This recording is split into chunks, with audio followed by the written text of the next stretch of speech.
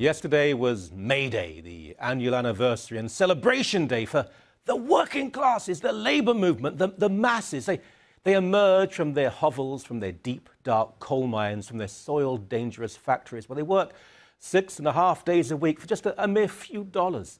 They die young, they see their children going hungry, they can never afford to see a doctor.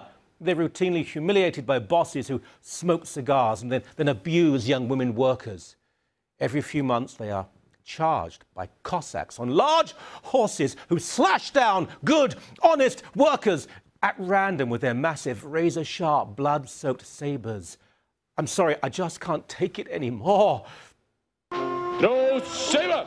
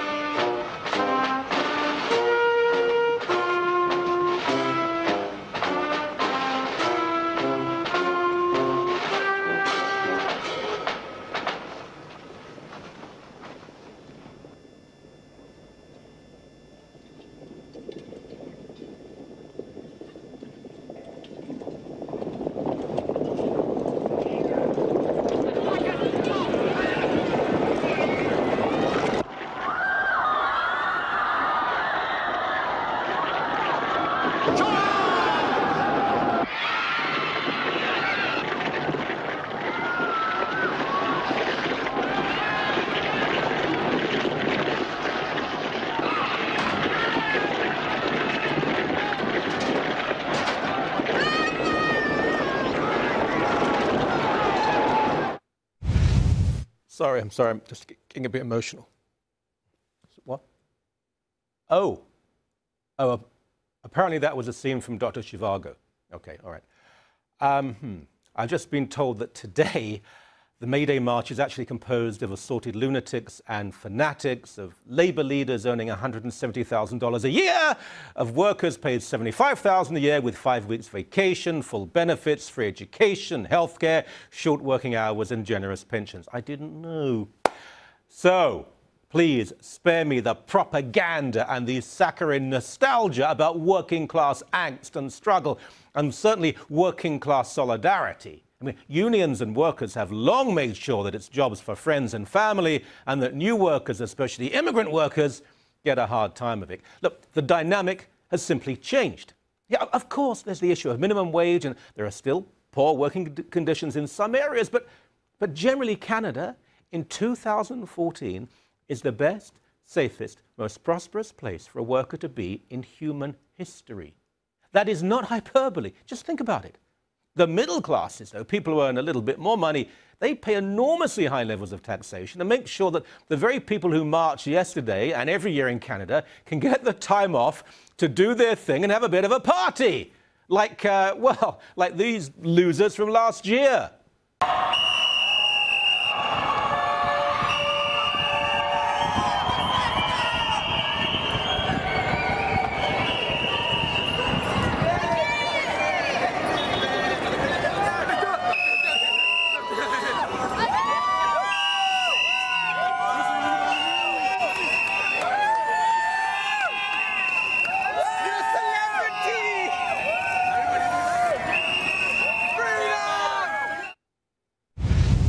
How dare you touch my skateboard? Yes, the workers, real people with real issues and real problems.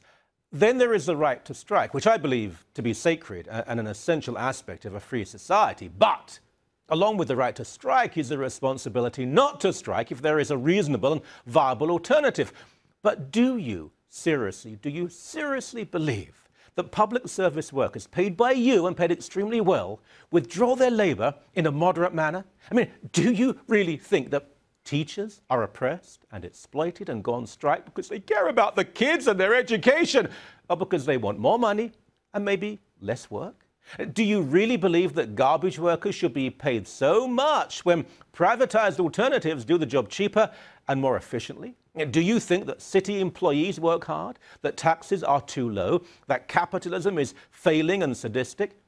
Time to grow up and be real workers and real workerettes. Time to stop living in the past and to grasp reality. And time on May Day to go back to work and actually earn what you're paid. Power to the people.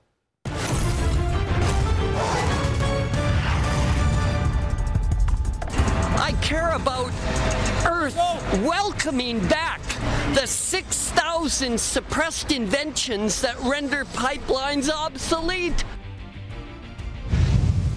I got nothing. I mean, really, I cannot. Now, yesterday was May Day when the struggling masses, including that person, screamed their pain. And who better to share their pain than Marissa Semke, who's in studio, and Ada Savinsky, who's in Vancouver. I think a thorn between two roses or something like that. Welcome to both of you. Let's begin with you, Marissa, because you bravely went out there to the struggling masses and irritated them, really, didn't you? Well, listen, May Day, it's all about Workers' Rights Day, Michael, okay? And I went and everyone sort of had these pretty radical ideas, everything from communism to anger over a ban of contraband tobacco. Yeah. I mean, there were even the prostitution rights people out there, too. So I had a chance to talk to many people, and we, in fact, have a clip. So and they're really good clips, too. Let's play the first one, please. And you want to get rid of capitalism? Yes, exactly. Yeah, okay. So what's the alternative? What's the alternative? Well, see, that's a really long discourse. I can't even put it in words. Down with capitalism for sure. We need to raise the rates. We need to raise the minimum wage, $14 an hour. We need to raise ODSP rates. We need to raise Ontario Works. We need a guaranteed annual income. Do you support capitalism as a system? Hell no. And what system would you like to be implemented? Communism. Another way of looking at it would be that instead of being paid in money, that you're paid, given a good, instead that trading for goods and services rather than being dependent on artificial means of wealth. Just tell me why you're here. I want to ask you a bunch of questions. I mean, you're at a protest, right? Because capitalism is evil. How is capitalism evil? I would suggest you read the Communist Manifesto and Das Kapital to figure that one out. You know what becomes very obvious? They have not read Kapital or the Communist Manifesto, because Marx and Engels, particularly Marx, did not say capitalism was evil. They said it was almost a perfected form of human achievement, but then had to fall to, first of all, dictatorship of proletariat, and then communism. And of course, Engels was the product of a very capitalist family. Now, I want to make one thing clear. I mean, there's one guy that I thought a bit, well, two I thought a bit sorry for. There may have been some sort of handicaps going on. But you didn't actually look for people like that. They were the only people who were there. Yeah, well, that's exactly right. On the subject of communism, and this was really an ideology that was being pushed, I challenged them a little, but quite frankly, it's like, we've tried that system, and it's not far short of 100 million people that have died at the hands of a single ideology. And you'll notice when you look through the video footage, the vast majority of people there were actually quite young. So to me, there's something wrong with our education system when there are children that are coming out of high school and university with this idea that communism somehow works and is a good thing. Most of them actually are coming out of high school, watching hockey, getting drunk, having fun, and then getting a job, actually. There's always been a bunch of loonies on the periphery. But maybe, actually, well, let's see another clip first from Ontario, because there's another one. Oh, I've seen this one. Can we see the other clip now, please? So should everyone be paid equally? Was that what you'd like to see? That would be the ideal, don't you think? Don't you think? Don't you think it would be good if everybody, because everybody could earn a decent wage? Why does anybody need more than a decent wage? Should a surgeon get paid the same as a garbage collector? Yeah.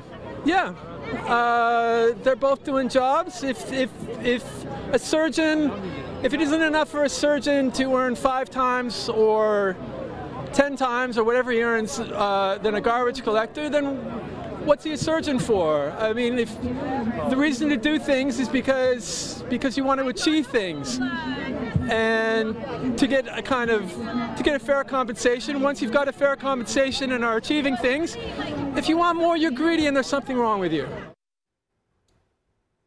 He's got a point. Actually, I would have them exchanging jobs. So, you know, for a few weeks a year, the garbage collector becomes the surgeon and vice versa. I'd certainly volunteer for surgery. Yeah, listen, no disrespect to garbage workers, but I think a garbage worker would probably tell you that he's not qualified to perform brain surgery. I would love to have the salary of a brain surgeon, but there needs to be an incentive to go to school for, what is it, at least 10 years? Yeah. I mean, it's an interesting discussion to juxtapose the income of a surgeon and a nurse who works in intensive care. I mean, I think there's an argument to be made there, but you're quite right. Most garbage collectors would say, yeah, I want a decent wage, but I'm not a surgeon. I haven't got those qualifications or that skill. Maybe people on the West Coast are more sensible than this. Ada, over to you. What happened when you went for a little journey with the Mayday mob? Well, Michael, first I want to say I was born in Poland, definitely not an advocate of communism, so same kind of experience as what Marissa had, except for the protests in Vancouver actually did get violent. There was 3 arrests. Protesters were clashing with police. The kind of front for what they were trying to do was actually the pipeline movement. They were opposing pipelines, but as people in Vancouver do, they always look for an excuse to protest, and May Day, International Workers' Day, was the one that they took on.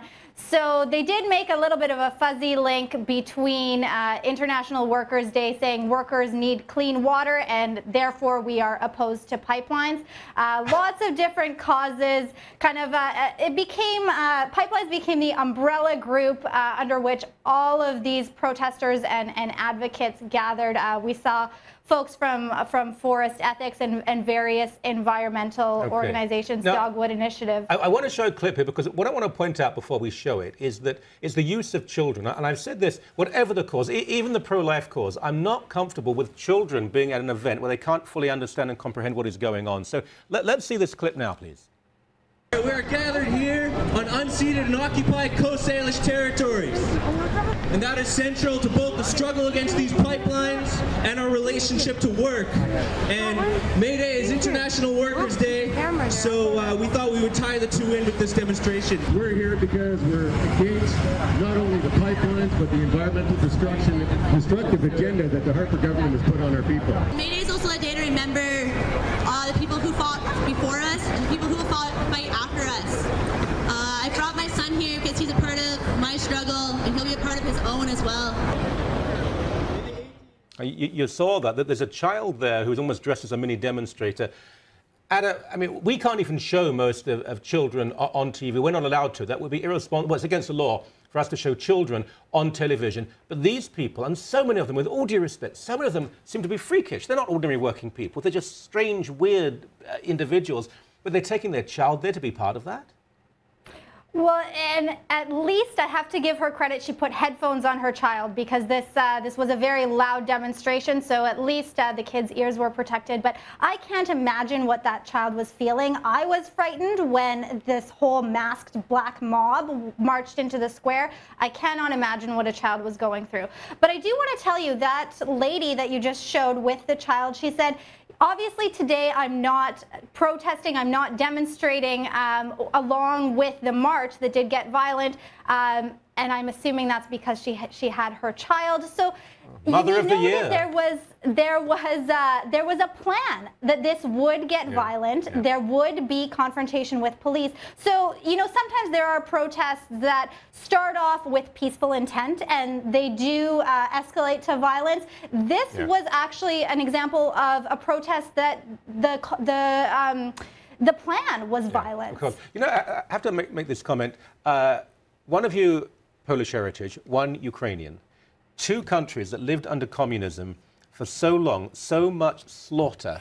The number of people in this country from not just the Soviet bloc, but from China and Cuba and elsewhere, who fled countries where they've imposed communism, and people have died in their millions and millions. And there are still morons like that who think communism might be fun. Shame on them. But to glory on you two, that was wonderful stuff. Have a great weekend, and thank you very much. Thank you, Michael. Thank you.